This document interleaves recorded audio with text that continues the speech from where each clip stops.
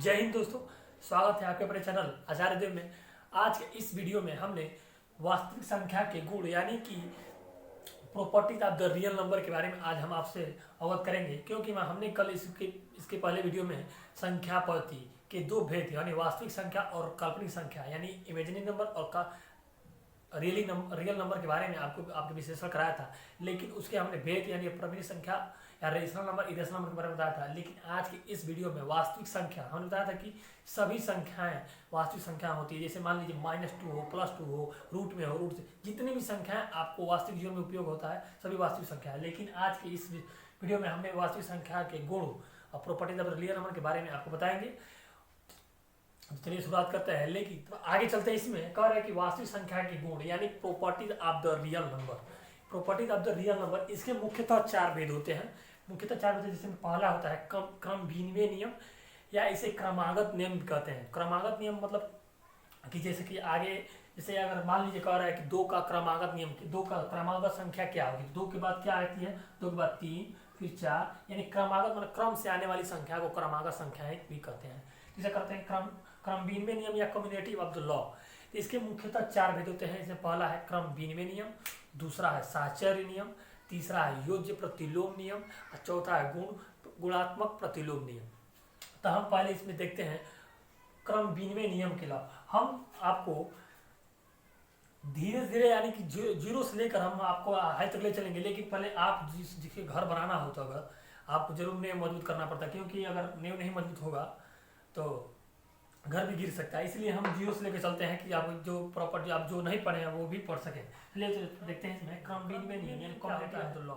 ये होता है कि क्रम से यानी क्रम से क्रमागत, यानी कि जैसे मान लीजिए कोई संख्या लीजिए 2 ले लेते हैं। 2 का क्रमागत संख्या क्या होगी, यानी कि 2 के क्रम से आने वाली संख्या 2, 3, 4, 5 अगर किस खंड में है। जैसे मान लीजिए 2 का अगर 2 लिखा है, अगला लिखा है 4, यानी कि ये सम किस खंड में है, यानी 2, 4, 6 आगे वाला क्रमागत संख्या क्या होगी 8, 10। अगर इसी तरह दे दिया क्रम, जैसे मान लीजिए अगर दे दिया 1, 3, तो अब इससे पूछ रहा है 1 और 3 का क्रमागत संख्या क्या होगी। तो 1, 3 का क्रमागत दिख रहा है कि ऐसे विषम संख्या है।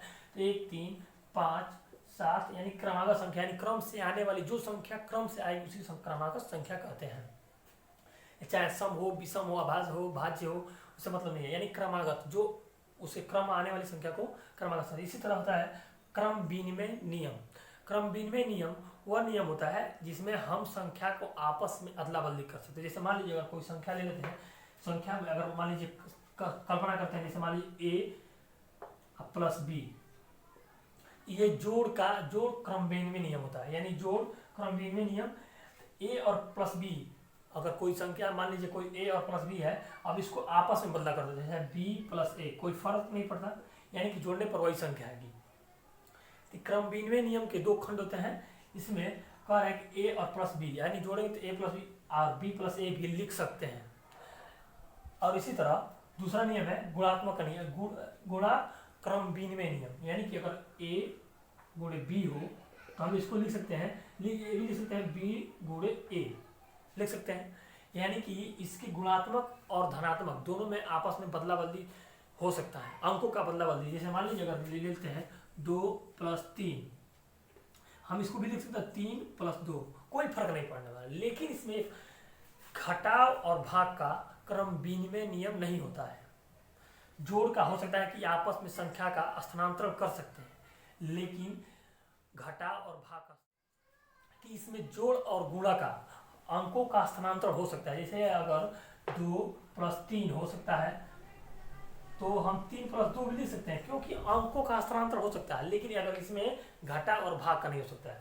जैसे अगर मान लीजिए a - b बराबर हो तो इसको हम लिख सकते हैं ये b - a, नहीं लिख सकते, क्योंकि ये b - पहले से ऋणात्मक में है, अब a ऋणात्मक हो गया, इसलिए ये मान्य नहीं होता है कि यानी क्रम विनिमय नियम में घटा और भाग का नियम लागू नहीं होता है। जैसे मान लीजिए अगर आपको 2 से भाग देना है, 2/3, तो हम इसको 3/2 नहीं ले सकते हैं, अंकों का स्थानांतरण नहीं हो सकता है, क्योंकि क्रम विनिमय नियम में घटाव और भाग का क्रम विनिमय नियम नहीं होता है। इसी तरह केवल गुणा और जोड़ का होता है। देखिए इसमें हम आपको 0 लेवल से अगर इस क्रम विनिमय नियम आपको हाई स्कूल और 9th में पढ़ाया गया होगा, लेकिन हम सोच रहे हैं क्रमबेल नियम आगे बहुत लागू होता है, इसलिए मैंने इसको सोचा कि पढ़ा दूँ। तो चलिए इसमें आगे देखते हैं 2+3। आगे चलते हैं, इसमें कह रहा है साचर नियम या एसोसिएटिव लॉ, यानी कि एसोसिएटिव लॉ। हम लोग आपको बता दूं कि ये छोटी छोटी जानकारियां हैं, अगर आपको छोटी छोटी जानकारियां नहीं मालूम होंगी तो आपको चिन्ह लगाने में गलत हो सकती है, इसलिए ये आपको जानना जरूरी होता है। हमने सोचा कि जो ये छोटी छोटी जानकारियां आपको हैं, आपके बीच में जरूर अवगत करा दूं।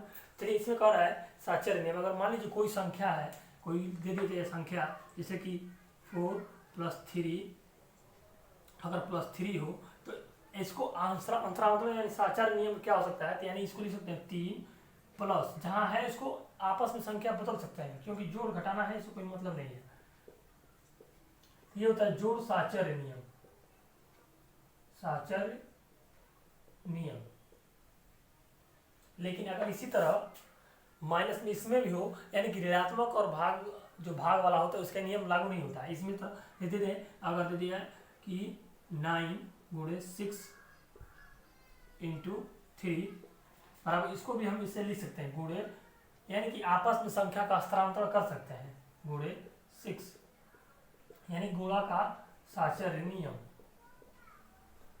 आपको ये 8 या 9 8 में और 9th में जो पढ़ाया गया होगा, ये गुणा साचर नियम, प्रतिलोम नियम, गुणात्मक नियम या क्रम विनिमय नियम, क्रमागत नियम, तो ये बताया गया होगा नियम।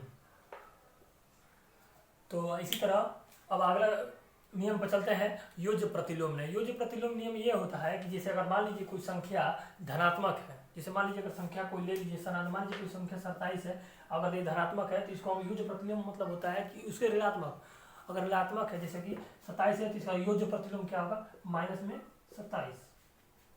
योज्य प्रतिलोम होता है कि यानी अगर संख्या धनात्मक है तो ऋणात्मक हो सकता है। जैसे अगर मान लीजिए संख्या -3 है तो इसका ऋणात्मक कितना 3 हो जाएगा। यानी योज्य प्रतिलोम में संख्या का चिन्ह बदल जाता है, यानी कि संख्या योज्य प्रतिलोम में इसका चिन्ह बदल जाता है। अगर धनात्मक है तो ऋणात्मक, ऋणात्मक है तो धनात्मक हो सकती है। अगर मान लीजिए कोई संख्या अगर 5/7 हो तो इसका योज्य प्रतिलोम कितना होगा, तो 5/, कंपल्सरी अगर धनात्मक है तो ऋणात्मक होगा, यानी कि 5/7। अगर इसी तरह अगर दे दिए कि पहले ही अगर 5/7 है, यानी कि अगर दे दिया है 1/2 का योज्य प्रतिलोम ज्ञात कीजिए। योज्य प्रतिलोम क्या होगा, अगर 1/2 है तो योज्य प्रतिलोम लगता है कि अगर धनात्मक है तो ऋणात्मक, ऋणात्मक है तो धनात्मक हो सकता है, यानी कि इसका -1/2 हो सकता है। योज्य प्रतिलोम में चिन्ह आपस में बदल जाते हैं, यानी ऋणात्मक धनात्मक हो सकता है, धनात्मक है तो ऋणात्मक हो सकता है। इसी तरह इसको योज्य प्रतिलोम दिया जाएगा, यानी एग्जाम में कंपलसरी है कि जरूर ये ऑप्शनली प्रश्न पूछता है। जैसे कि अगर दे दिया कि जैसे कि 3/2 का योज्य प्रतिलोम दे दिया, योज्य प्रतिलोम ज्ञात कीजिए। योज्य प्रतिलोम आपको पता है कि अगर माइनस क्या होता है, तो माइनस क्या होता है, -3/2, यानी कि प्लस माइनस उल्टा करने कितना होगा, +3/2, यानी योज्य प्रतिलोम दे दिया है 3/2। तो आगे चलते हैं, इसमें कर रहा है गुणात्मक प्रतिलोम, यानी वास्तविक संख्या के वास्तविक गुण के लास्ट स्टेज, यानी कि उसके प्रॉपर्टीज के लास्ट गुण है ये, यानी गुणात्मक प्रतिलोम। यानी गुणात्मक प्रतिलोम वह होते हैं कि जो संख्या का बट्टे में हो, जैसे मान लीजिए कोई संख्या अगर दे दिया है कि संख्या अगर 3/5 हो तो इसका गुणात्मक प्रतिलोम क्या होगा। तो गुणात्मक प्रतिलोम होता है कि इसका अंश का हर का अंश में आपस में अंतरांतर कर देते हैं, यानी कि बदल देते हैं। जो 3/5 है यानी कि उलट पलट देते हैं। अब इसी तरह दे दिया है कि संख्या अगर दे दिया है कि 2 का गुणात्मक प्रतिलोम क्या होगा, तो 2 का गुणात्मक प्रतिलोम कंपल्सरी 1/2 होगा, क्योंकि गुणात्मक प्रतिलोम में अंश का हर का अंश में स्थानांतर हो जाता है। अब इसी तरह दे दिया है कि जैसे कि कोई अगर सिंप्लीफिकेशन या सरलीकरण का सवाल हो, जैसे कि 3/9 भाग्य 12/18, तो इसका सरलीकरण अगर गुणात्मक प्रतिलोम देखा जाए तो 3/9, आइए भग्गा है इसको मल्टीप्लाई में करेंगे, गुणा करेंगे तो क्या होगा 18/12, यानी कि 9 दूनी 18 और 3 चौक 12, 2 दूनी 4, यानी कि 1/2। इसका हमने चिन्ह बदला, ये गुणात्मक प्रतिलोम हुआ। हमने इसका चिन्ह बदला तो ये गुणात्मक प्रतिलोम हुआ। अब आपको पूरा मैं कंफर्म करता हूँ कि आपको समझ में आया होगा। यानी कि वास्तविक संख्या के कितने गुण होते हैं, कौन कौन नियम होता है। यानी कि पहला होता है क्रम विनिमय नियम, जिसमें जोड़ का आपस में संख्या स्थानांतर करते हैं, लेकिन घटाव और भाग का नियम लागू इसमें नहीं होता है। दूसरा है साचर नियम, जिसमें संख्या का आपन स्थानांतरण कर सकते हैं। तीसरा है योज्य प्रतिलोम नियम। योज्य प्रतिलोम में कोई भी संख्या का अगर धनात्मक है तो ऋणात्मक हो सकता है, या ऋणात्मक है तो धनात्मक हो सकता है, क्योंकि चिन्ह आपस में बदल दिए जाते हैं योज्य प्रतिलोम में। और गुणात्मक प्रतिलोम में अंश का हर में, हर का अंश में। अगर चारों में से अगर आपको कोई भी पसंद कोई भी अगर समझ में आया हो तो बहुत है, क्योंकि अगर आपको कुछ नहीं जानते हैं इसमें देखने के बाद आपको कुछ भी मालूम हुआ तो जितना जानते हैं जान लिए बहुत है। लेकिन आपको मैं आशा करता हूं कि अगर लगातार आपको 1-2 बार वीडियो देखने के बाद ये पूरा आपको याद करने की जरूरत नहीं होगी, ना समझने की जरूरत होगी। ये देखने के बाद हमेशा के लिए ये आपके लिए आपके पास हो जाएगा। आगे चलते हैं, इसमें हम कुछ और इंक्लूड कर लेते हैं। जैसे इसमें विभाजन का नियम या लॉ ऑफ द डिवीजन, यानी कि भाग करने की विधि, जो इसे हम क्या कहते हैं, जिसे हम भाग देते हैं, जिसमें भाग देते हैं, जितना बचता है और कितना भागफल आता है, उसको हम किसके बारे में हम जो अगर दे देते हैं तो निकालने के लिए हम क्या करते हैं कि ये सवाल हमारा सही है या गलत। तो इसे हम कहते हैं division, law of the division, यानी इसको कहते हैं law of division. Law of division, अगर मेरी गलती है तो क्षमा करें हमें। आगे चलते हैं, इसमें कह रहा है कि अगर मान लीजिए कोई संख्या है, जिसे अगर दे देते हैं 4 में हम किसी संख्या से भाग देते हैं, जैसे मान लीजिए कोई 47 हो गया, अगर हम भाग देते हैं तो हम इसे क्या कहते हैं, इसे क्या कहते हैं, ऐसे, और जो बचता है उसे, यानी कि 4 से भाग देंगे, यानी 4 क्या है, ये भाजक है। जिससे भाग देते हैं किसी संख्या में, अगर जिससे भाग देते हैं उसे हम भाजक कहते हैं। क्या कहते हैं इसे? भाजक। भाजक इंग्लिश में से कहते हैं डिवीजर। क्या कहते हैं? डिवीजर। यानी हम 4 क्या है, एक भाजक है।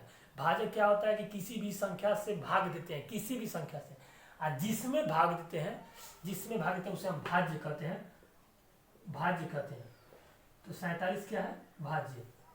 तो भाज्य को हम क्या कहते हैं इसमें से? डिवाइडेड।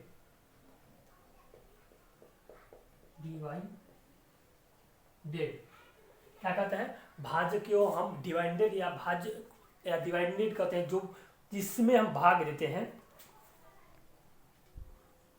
और जो आगे भाग देते हैं, तो 4 एकम भाग देते हैं। चलिए देखते हैं, 4 एकम 4, ये कटा। अब 4 एकम भाग तो सबको आता ही होगा। अब इसमें क्या बता? 7, यानी कि कितने बार हो जाएगा? तो 4 एकम फिर एक बार हो जाएगा, तो 4 एकम 4, फिर बचा 3। ये होगा शेषफल। शेषफल इंग्लिश में कहते हैं रिमेंबर, इसको कहते हैं जो शेषफल बच जाता है, जिसे रिमेंबर कहते हैं। इसे 11 कौन क्या आएगा, क्या है इसको? इसे हम क्वाड्रेंट कहते हैं, क्वाड्रेंट इसे, या भागफल कहते हैं, इसे हम हिंदी में भागफल कहते हैं। अगर हम इसे निकालने की ये हमारा सवाल सही है या गलत कैसे पता करेंगे, तो हम आपको बता देते हैं कि भाजक गुणे भागफल। क्या? अगर हमें देखना है कि सवाल मेरा सही है कि नहीं, तो क्या करेंगे? भाजक गुणे भागफल प्लस शेषफल। क्या करते हैं? भाजक गुणे, यानी कि 4 गुणे, क्या करते हैं ना कि हमें देखना है कि सवाल, यानी भाजक गुणे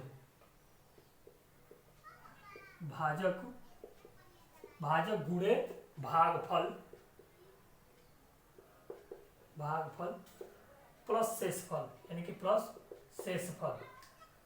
हमें क्या निकालना है? भाज्य निकालना है कि हमारा सवाल सही है कि नहीं। तो हमें भाज्य निकालना है।